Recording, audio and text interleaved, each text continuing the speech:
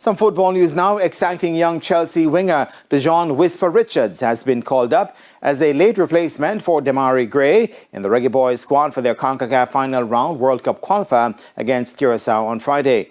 19-year-old Richards, who returned to competitive action in August of this year with Chelsea's under-21 team after a lengthy layoff following knee surgery, will join up with the Reggae Boyz squad in Curacao. The former Kingston College standout last played for the Reggae Boyz in 2023 and has played 10 games so far for the national team, scoring 1 goal. It's understood that Birmingham City's Gray, who sustained a groin injury in training on Tuesday, will return to the UK this evening. Meanwhile, the Reggae Boyz squad departed earlier this afternoon for Curacao. The teams will do battle on Friday at the Ergilio Hato Stadium starting at 6 p.m. Jamaica time. The Reggae Boyz lead Group B with 6 points following wins over Bermuda and Trinidad and Tobago in September. Curacao are second on 4 points.